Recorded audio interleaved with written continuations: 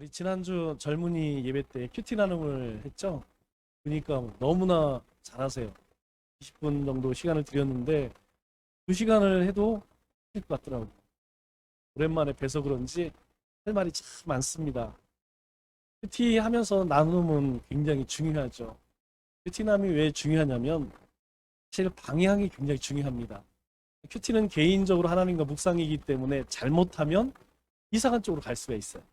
그래서 나눔을 통하여서 내가 하나님 말씀을 잘 묵상하고 있는가를 점검해 볼 수 있고, 또 다른 사람들의 말씀 적용도 우리가 볼 수가 있죠. 우리 청년들 이렇게 하는 거 보니까 참 잘하더라고요.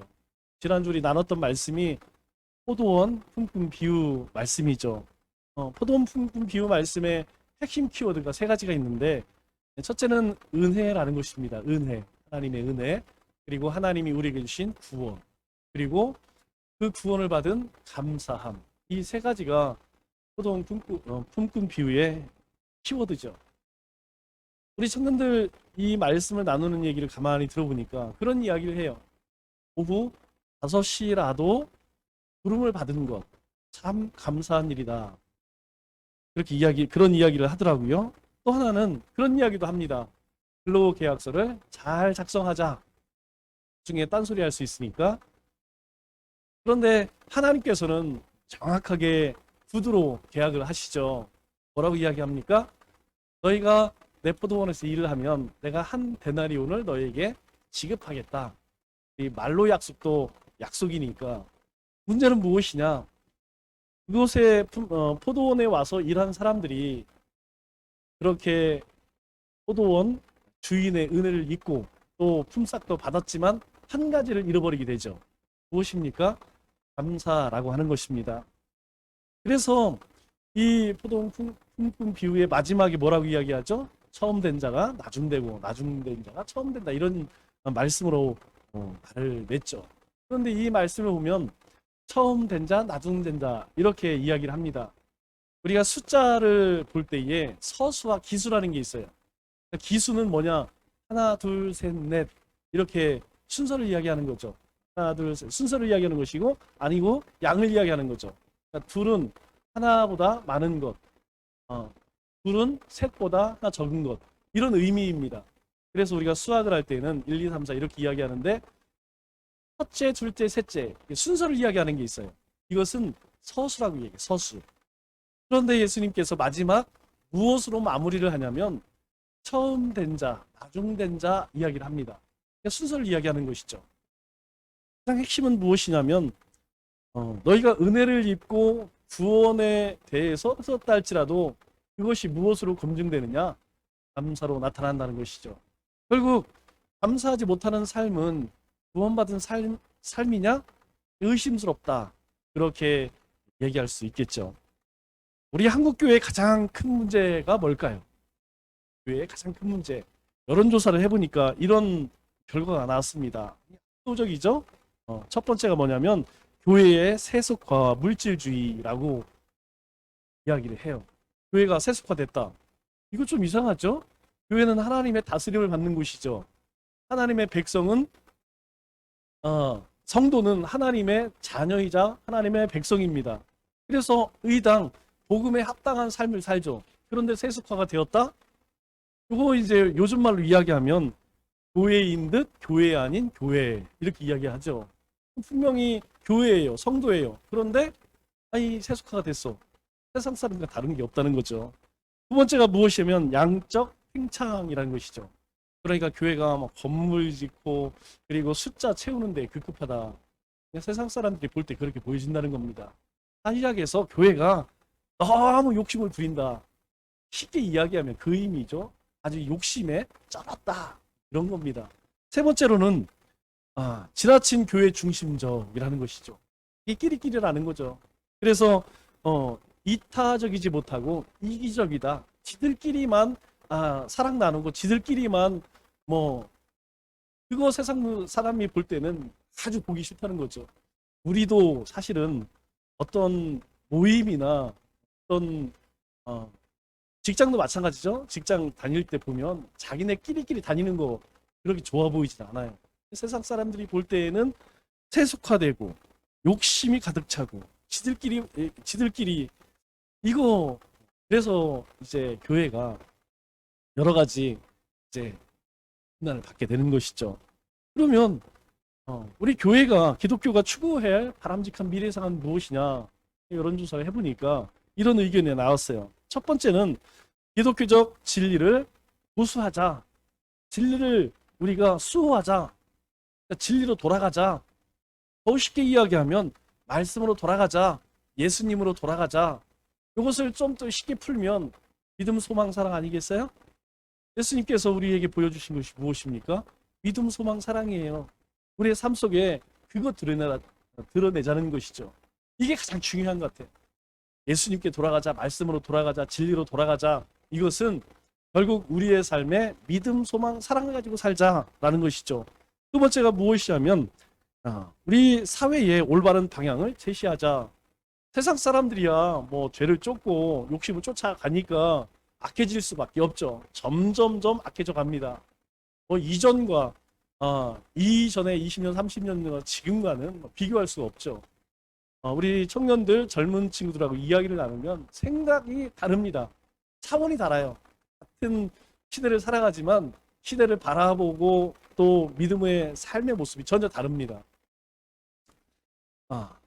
우리가 사회의 올바른 방향을 제시한다라는 것은 무엇이냐면 너희로 하여금 빛과 소금의 삶을 살아라 라는 것이죠. 주님께서 우리에게 이렇게 말씀하셨어요. 너희의 정체성은 세상의 빛과 소금이라 하나님 말씀하셨죠. 그러니까 우리가 그렇게 살면 세상이 어그러진 세상이 그리고 무엇이 잘못된 것인지 깨닫게 된다는 것이죠. 세 번째로는 약자를 돕자는 거예요. 세 번째 약자를 돕자라는 것은 섬김의 삶을 살라 이 얘기를 하는 것이죠. 그런데 이 모든 내용들을 다 돌아보면 어떻습니까? 예수님께서 말씀하셨던 것이고 예수님께서 행하셨던 것이고 그래서 너희도 이와 같이 행하라 제자들에게 당부하지 않습니까? 왜?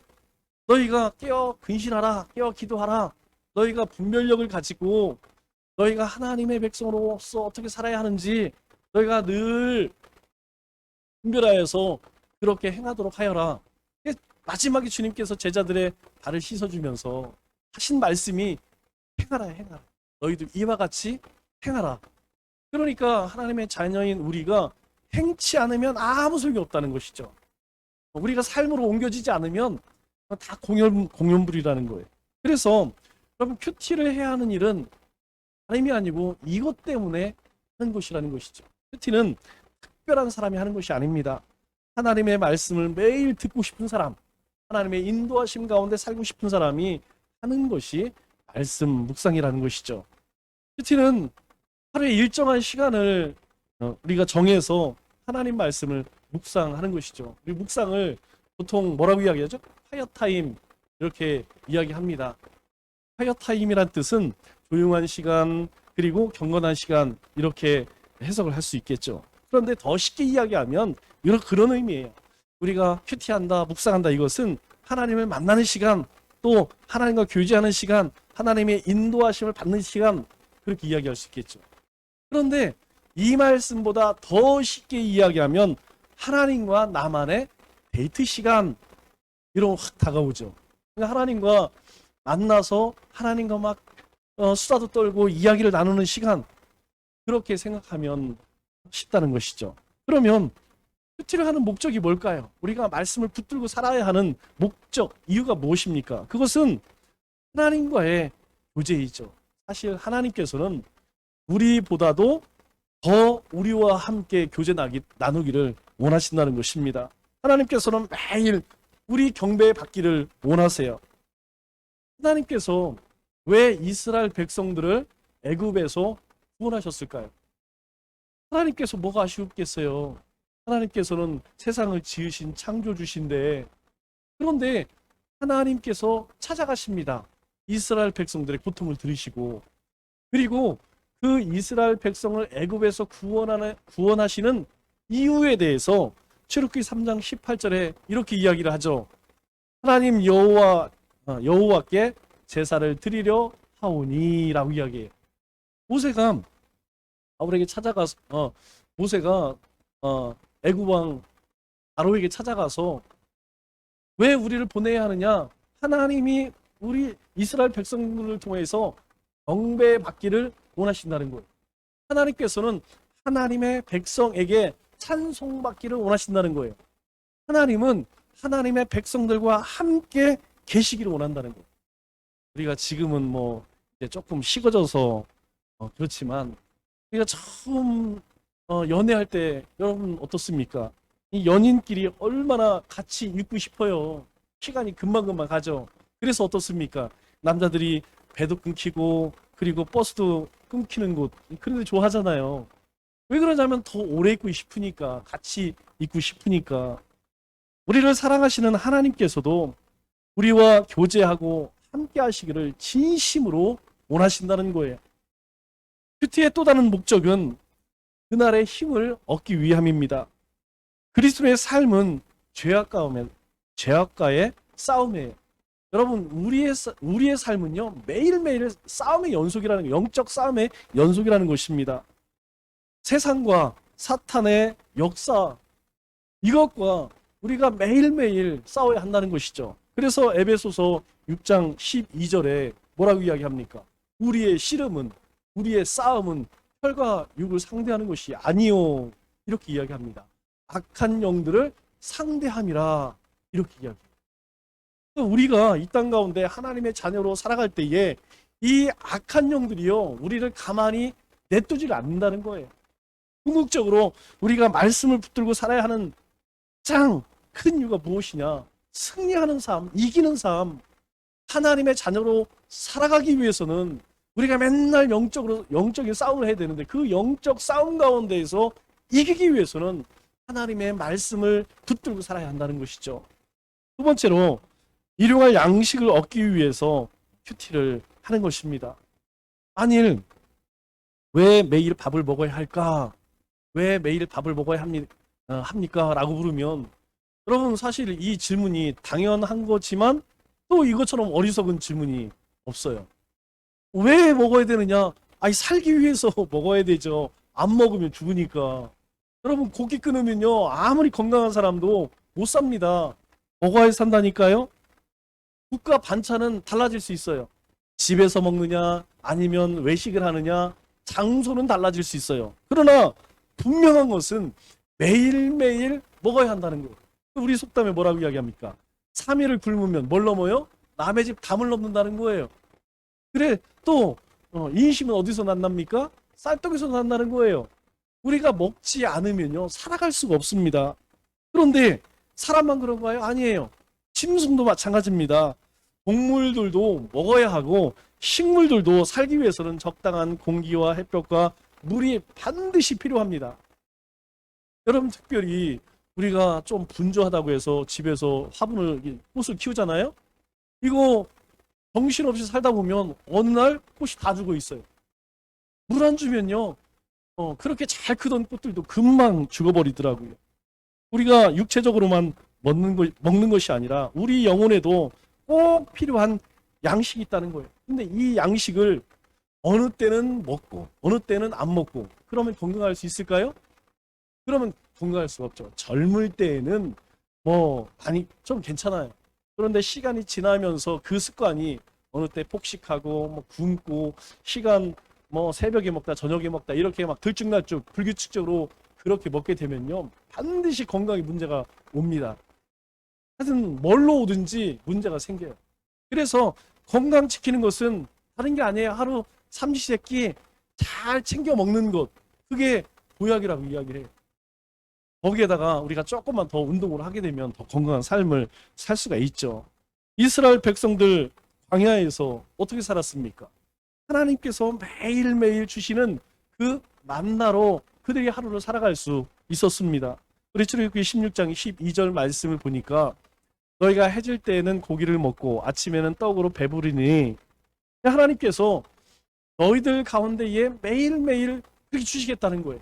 주시는 이유가 뭡니까? 내가 여호와 너희의 하나님인 줄 알리라, 이렇게 이야기하는 거예요. 그러니까 이스라엘 백성들은 먹으면서 누구를 생각할 수 있느냐? 하나님을 생각할 수 있다는 것이죠. 우리가 왜 말씀을 붙들고 사느냐? 왜 큐티를 해야 되느냐? 이유는 간단합니다.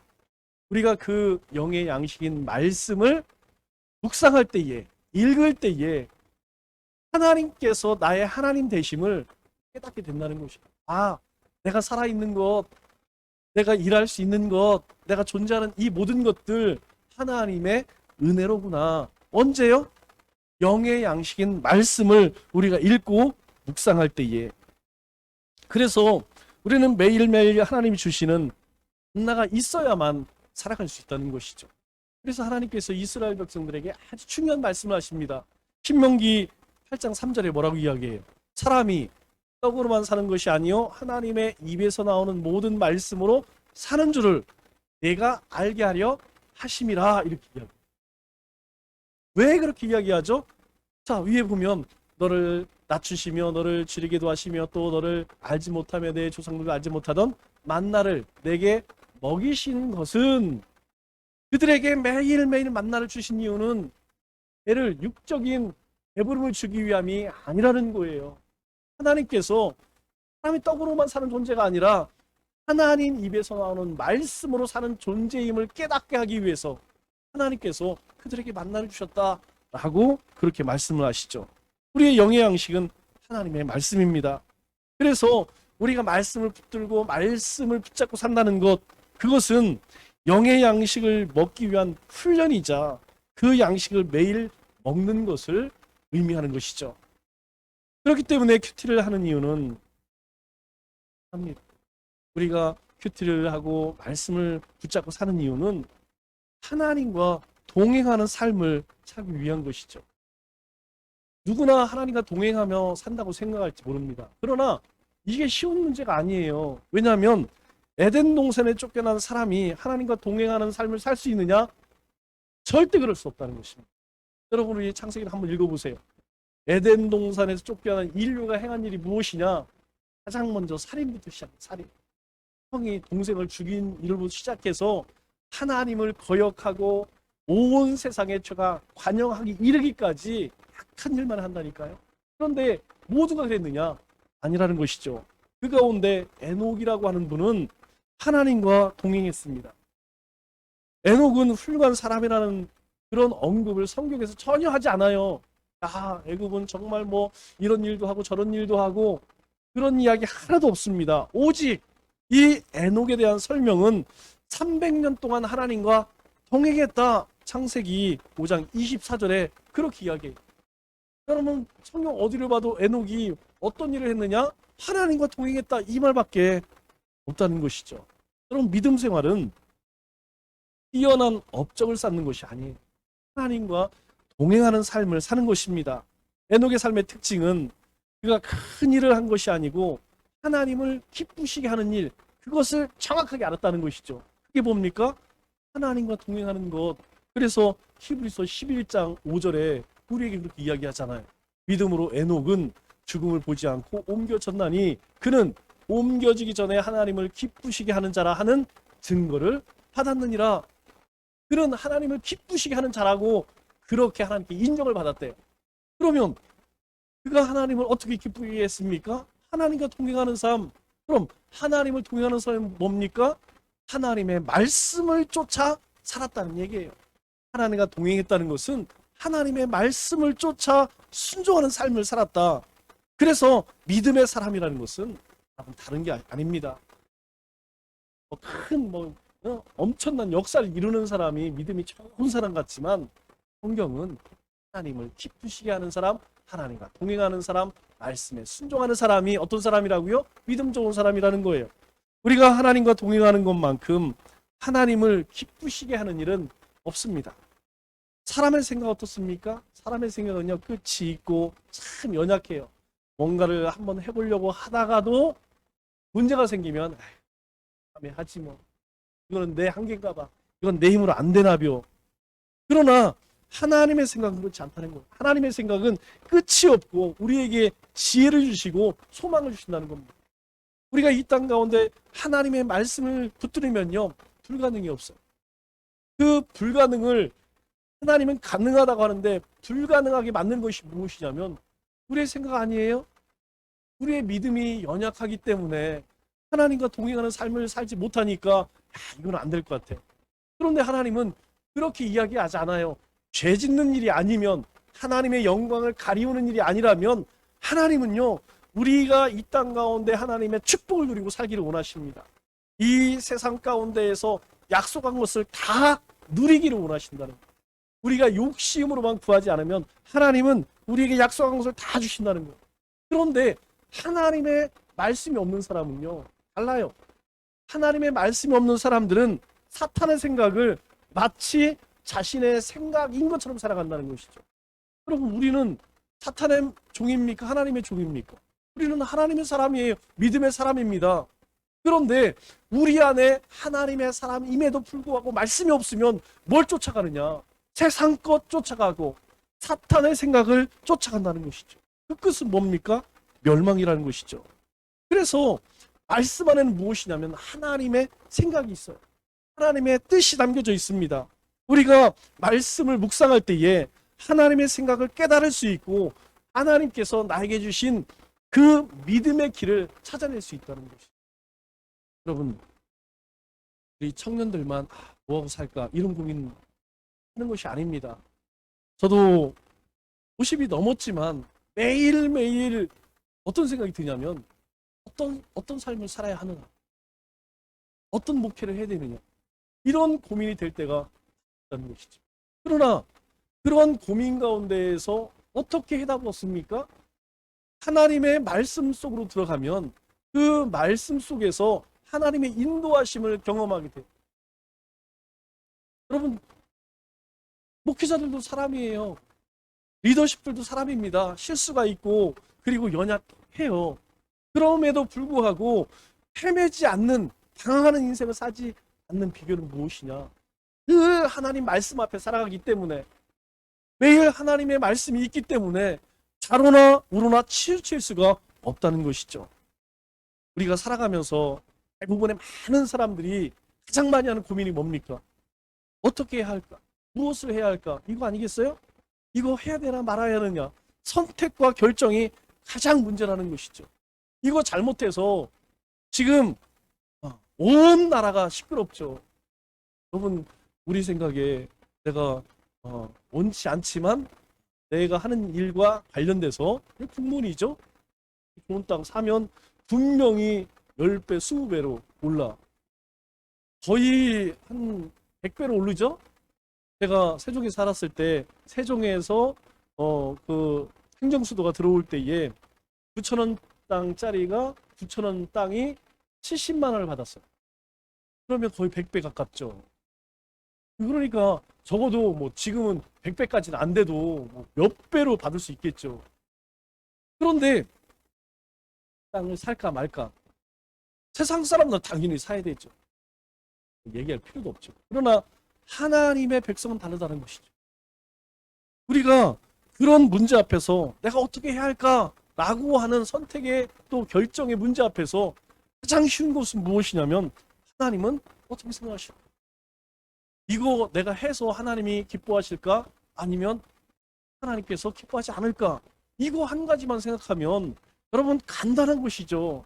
그런데 여기까지 나가지 못하는 경우가 대부분 많다는 거예요. 특히 우리 젊은이들 보면, 또 신앙이 연약한 분들을 보면 세상 사람들이 하고 있는 일들을 아무렇지도 않게 해요. 그런데 여러분, 그 일들이 다 하나님이 기뻐하실까요?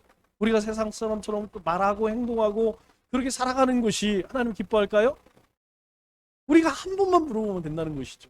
하나님은 기뻐하실까라고 물어보면 하나님은 우리에게 즉시 응답하십니다.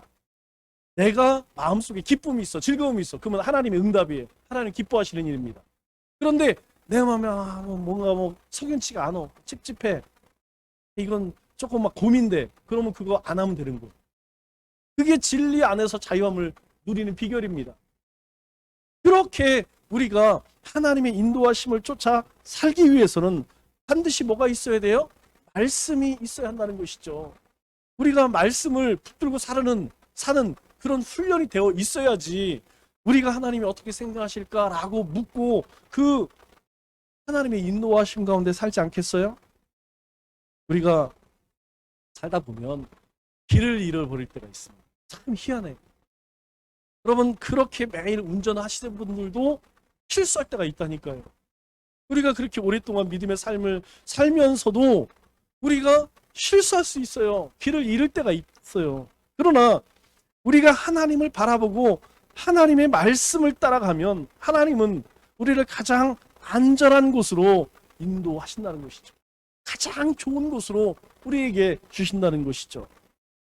두 번째로 큐티하는 이유는 금생과 내생의 약속을 위한 연습이라는 거예요. 오늘 본문에 사도 바울이 무엇이라고 이야기합니까? 디모데전서 4장 7절의 말씀을 보니까 망령되고 허탄한 신화를 버리고 경건에 이르도록 내 자신을 연단하라. 연단하래요. 훈련받으라는 것이죠. 무엇으로 훈련받느냐? 경건에 이르도록 내 자신을 훈련. 제가 이 말씀 영어 성경을 보니까 너무 재미있어서 밑에 적었어요. 되게 재밌는 말씀이에요. have 뭘 갖는다라는 것이죠. nothing 아무것도 아니다. to도 뭘 어떤 일을 한다. 어떤 일을 하는데 그게 아무것도 아니야. 근데 그 일이 뭐냐? with 뭐뭐 함께하는 칸 리스라고 이야기하죠. 하나님이 있는데 리스 없어. 하나님이 없어. 그러니까 하나님이 없는 게 뭐예요? 사악하고 불경하고 하나님을 부인하는 거죠. 간리사 하나님이 없는 사악한 불경건한 이런 뜻이에요. 그러니까 메스라는 말은 신화라는 겁니다. 신화. 옛날 얘기 신화. 그래서 우리 성경에는 허탄한 신화라고 이야기했는데 정확하게 하면 하나님 없는 신화, 사악한 신화, 불경건한 신화. 그 다음에 우리는 망령되고 이렇게 해석을 했는데 영어 성경을 보니까 old wives tales 이렇게 나와요. 이게 뭐냐면 old wives, 와이프는 여자들 얘기하는 거죠. 아내들. 그러니까 나이가 많은 여자들. 테일즈라는 말은 무슨 뜻이냐면 수다 떤다는 이야기예요. 수다 떤다는 얘기가 뭡니까? 그러니까 연세 많이 드신 여자들이 모이면 하는 게 뭐냐? 수다라는 거예요. 그래서 7절 말씀 영어 성경 다시 보여주세요. 이 말씀을 보면 그런 뜻입니다. 하나님이 없는 하나님을 부인하는 그런 신화나 그리고 연세가 많으신 어르신들이 모여서 떠는 수다, 그것은 아무런 유익이 없다는 거예요. 그래서 그 다음에 나오는 게 레더. 보통 우리는 오히려 차라리 이렇게 해석을 하는데 정확한 해석은 앞에 있는 것보다 뒤에 있는 것이 더 낫다 이런 뜻이에요. 그러니까 앞에서 뭐 수다를 떨고 어떤 뭐 이상한 신화 듣는 것, 그거보다 더 나은 것이 무엇이냐? 트레인 유어셀프, 내 자신을 훈련시켜. 뭘로 훈련시켜요? 쭉 가서 만나는 게 투, 아들리. 갓은 하나님의 뜻이죠. 뒤에 LY가 붙었으니까 형용사죠. 그러니까 하나님의 모양을 갖고 있는 것. 그래서 그것을 우리는 경건이라고 해석을 하는 거예요. 그러니까 하나님이 내 안에 충만한 것, 그것으로 내가 훈련을 받아. 그게 너희가 수다 떨고 뭐 이상한 얘기, 뭐 방언시라 듣고 어디 투기하면 좋고 이런 이야기, 그런 거 듣는 것보다 훨씬 너에게 유익이 된다. 그래서 우리 세번역 성경을 보면 이렇게 해석을 합니다. 네, 늙은 안악들이나 좋아하는 속된 이야기를 물리치시오. 그리고 경건한 생활에 힘을 기울이는 훈련을 쌓으십시오. 이렇게 세번역에는. 그런데 왜 이렇게 이야기하느냐? 8절에 이렇게 이야기합니다. 그렇게 한 이유가 무엇이냐면 육체의 연단은 약간 유익이 있으나, 그러니까 너희가 뭐 만나서 수다 떨고 막 이런 것들, 그런 것들은 조금 유익이 있어. 전혀 유익이 없는 건 아니야. 그러나 경건은 범사 모든 일에 유익하니 금생, 지금의 삶과 내생, 이후에 하나님 나라에서 약속이 있다는 것이죠. 그 일들에는 그 경건한 삶을 사는 것은 지금 삶뿐만 아니라 하나님 나라에서도 굉장히 큰 상급이 있다라고 우리에게 이야기해요. 그래서 우리가 말씀을 붙드는 이 훈련은, 큐티는 금생과 내생에 분명한 약속이 있는 연습이다라고 사도 바울이 우리에게 권면하고 있죠. 그래서 에베소서 4장 13절에 무엇이라고 이야기합니까? 온전한 사람을 이루어 그리스도의 장성한 분량이 충만한 데까지 이르리니라고 이야기해요. 뭐가요? 앞에 이렇게 이야기하죠.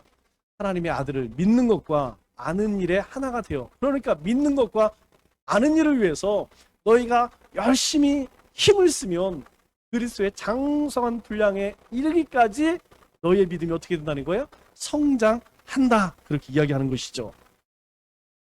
우리가 훈련하는 이유는, 우리가 말씀을 훈련하는 이유는 간단합니다. 우리 마태복음 7장 21절에 주여 주여 하는 자마다 다 천국에 들어갈 것이 아니요. 여러분, 이건 구원과 관련된 이야기예요. 하나님, 이거 매일 주님의 이름을 부른다고 해서 천국에 들어갈 것이 아니라는 것이죠. 다만 하늘에 계신 내 아버지의 뜻대로 행하는 자라야 들어가리라. 여러분, 우리에게 시간이 많고 건강이 있고 물질이 있고 재능이 아무리 많다 한들 그 모든 것들을 내 유익, 내 욕심을 위해 쓰면 그것은 아무 소용이 없다는 것이에요. 우리 며칠 전에 묵상했잖아요. 큐티 했잖아요. 부자 청년이 예수님 찾아와서 근심하면 돌아간 이유가 뭡니까? 그 자신이 소유한 것, 그거 내려놓기가 어려운 거예요. 그거 팔아서 가난한 자에게 나눠줘라. 그 순간부터 시험에 걸리는 거죠. 왜? 그거 내놓기 싫으니까. 여러분, 우리가 주님의 뜻을 쫓지 아니하고 아무리 주여 주여 해봐야 그것이 구원받은 사람이냐? 라고 할 수 있느냐? 그거 장담 못하는 거예요. 중요한 것은 무엇이냐면 하나님의 뜻대로 사는 것이 중요하다는 것이죠. 그러면 어떻게 하나님의 뜻대로 살 수 있습니까? 우리 갈라디아서 6장 7절로 10절 말씀을 보면 이런 말씀을 하세요. 자기의 육체를 위하여 심는 자는 육체로부터 썩어질 것을 거두고 성령을 위하여 심는 자는 성령으로부터 영생을 거두리라. 사람이 무엇으로 심든지 그대로 거두리라. 네가 뿌린 대로 거둘 것이야. 육적인 것을 심으면 육적인 것을 거둘 것이고 영적인 것을 심으면 영적인 것을 거둘 거야. 우리가 때로 이 말씀을 붙들고 믿음으로 살다 낙심할 때도 있어요. 왜 그래요? 아니, 분명히 심으면 거둔다고 했는데 내가 얼마나 열심히 기도하고 섬기고 전도했는데 왜 내 삶에는 열매가 없어? 라고 생각할 수 있어요. 그런데 뭐라고 이야기합니까? 우리가 선을 행하되 낙심하지 말지니 포기하지 아니하면 때가 이름에 거두리라. 거둔다는 거예요. 언젠가는 거둔다는 거예요. 내생, 우리가 금생에서 못 거두면 내생에서도 거두게 하신다는 거예요. 이게 하나님의 약속입니다. 하나님의 약속은 변하지 않아요. 왜 우리가 하나님의 뜻대로 살아야 하느냐? 왜 말씀을 붙들고 살아야 하느냐? 우리의 삶에 열매가 있기 위해서는 하나님의 말씀을 굳게 붙들고 살아야 한다는 것입니다. 그래서 큐티는요, 하나님께서 우리에게 주신 말씀을 기억하고 순종하는 것입니다. 우리가 매일매일 하나님의 말씀을 묵상하는 것은요, 다른 것이 아닙니다. 시편 119편 15절로 16절에 뭐라고 이야기합니까? 주의 율례를 즐거워하며 주의 말씀을 잊지 아니하리이다. 내가 주의 법도를 작은 소리로 읊조리니. 이게 뭡니까? 대세김질하는 거예요. 큐티의 원 의미가 그거라고 이야기했죠. 짐승이 코에서 다 씻고 대세김질하는 것처럼 말씀을 되새기고 이게 큐티라는 거예요. 그런데 우리가 이것을 하지 않으면 어떻게 합니까? 말씀을 되새길 게 있어야죠. 뭐 먹는 게 있어야지 되새김을 하죠. 먹는 게 없는 되새김이 없죠. 그러니까 어떻습니까? 우리가 하나님의 말씀을 기억하고 순종하는 것이 아니고 내 생각, 내 뜻대로 살아가는 거예요. 내 경험, 내 지식. 예전에 그렇게 해보니까 되는 것 같아. 그리고 여기저기서 주워들은 내 지식. 그게 내 삶에 하나님 말씀보다 더 앞서 간다는 것이죠. 우리가 큐티하지 않으면 누구든지 그렇게 살아갈 수밖에 없는 것입니다. 말씀을 지키고 말씀을 쫓는 삶을 살기 위해서는 하나님의 말씀을 우리의 마음속에 잘 간직할 수 있어야 한다는 것이죠. 그래서 누가복음 8장 15절에 뭐라고 말씀합니까? 좋은 땅에 있다는 것은 씨 뿌리는 비유 말씀을 하시죠? 이 씨 뿌리는 비유의 말씀을 통하여서 우리에게 하나님 말씀하시는 것은 무엇이냐? 이 씨는 하나님의 말씀이라는 거예요. 그리고 좋은 밭은 너희의 마음이라는 거예요. 그래서 하나님의 말씀이 좋은 맛에 떨어지면 다른 게 한 가지 다른데, 그 다른 게 뭐냐면 열매가 있어요. 길가에 떨어지고 자갈밭에 떨어지고 그리고 가신 덤불에 떨어진 것은요, 다 열매가 없어요. 그러나 좋은 밭에 떨어지게 되면 30배, 60배, 100배의 열매를 맺을 것이다라고 말씀하시죠. 여러분, 금방 맺는 게 아닙니다. 착하고 좋은 마음으로 말씀을 듣고 지켜 인내로 결실하는 자니라. 우리가 하나님의 말씀을 붙들고 살면 우리의 삶에 그와 같은 일들이, 그와 같은 역사들이 일어난다는 거죠. 마지막으로 일을 하는 이유는 나의 뜻을 내려놓기 위함입니다. 가장 쉬우면서 가장 어려운 게 이것만 되면 나머지 것들은 사실 저절로 됩니다. 가장 안 되는 것이 무엇이냐? 내 자신을 내려놓는, 내 뜻을 내려놓는 것. 이것이 정말 어려워요. 세상에서 가장 무거운 것이 뭐라고 이야기합니까? 눈꺼풀이라고 이야기하죠. 우리 일주일 동안 열심히 삶의 터전에서 일하시던 분들이 주일날 와서 이 예배를 드릴 때에 여러분 얼마나 졸립니까? 그냥 막 다리도 꼬집고 막 별짓을 다 하죠. 이 눈꺼풀이 얼마나 무거운지 몰라요. 그냥 막 견디기가 힘듭니다. 잠이 몰려올 때는 참을 수가 없어요. 마찬가지로요, 우리가 신앙생활 가운데 가장 어려운 일이 무엇이냐면 하나님의 말씀에 내 자신을 쳐 엎드리게 하는 것, 내 자신이 죽어지는 것, 그것이 정말 어렵다고 하는 것이죠. 그래서 나의 뜻을 버리는 것이 진정한 큐티라는 거예요. 우리 에베소서 4장 14절로 15절 말씀을 보면 사람의 속임수와 간사한 유혹에 빠져 온갖 교훈의 풍조에 밀려 요동하지 않게 하려 함이라. 너희가 이 세상의 풍조에 이리 흔들리고 저리 흔들리고 그렇게 하지 않기 위해서는 어떻게 해야 한다고요? 우리가 그리스도의 장성한 분량에 이르기까지 자라야 된다는 거예요. 성장하고 성숙되어져야 된다는 거예요. 그래야지 흔들리지 않는다는 것이에요. 그런데 어떻습니까? 우리가 세상에 나가면 야, 돈 있으면 행복한 거야. 성공하면 행복한 인생이야. 그런데 하나님으로 예수 그리스도로 우리는 참 행복을 누립니다. 그렇게 고백했던 우리에게 자꾸 약한 세상과 사탄은요, 우리에게 유혹을 합니다. 우리를 속여요. 아니야.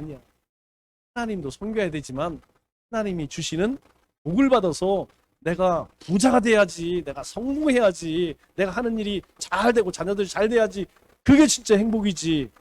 여러분, 그렇게 우리를 속인다니까요. 그렇게 속는 순간에 우리 그리스도인들도, 하나님의 자녀들도 뭐 쫓아갑니까? 하나님의 말씀을 쫓아가는 것이 아니고 세상 것을 쫓아가게 된다니까요. 세상 풍조에 밀려서 우리의 마음이 이리 갔다 저리 갔다 정함이 없어지는 거예요. 그 순간부터 우리의 마음이, 삶이, 믿음이 무너진다는 것이죠. 그래서 주님께서 마지막까지 하나님 앞에 기도한 것이 뭐예요? 아버지, 내 원대로 마옵시고 아버지의 원대로 되기를 원하나이다. 주님께서는요, 이 하나님의 나라의 복음을 전할 때 시작부터 마지막까지 하나님 앞에 간구하는 것이 무엇이냐면 내 거 전하는 것이 아니고 하나님의 원, 하나님의 뜻대로 그렇게 행하기를 원합니다. 그러려면 먼저 여러분, 내가 뭘 원하는지 알아야 되지 않겠어요? 내가 무엇을 원하느냐, 그리고 나를 향하신 하나님의 뜻이 무엇인지를 깨달아야 한다는 것이죠.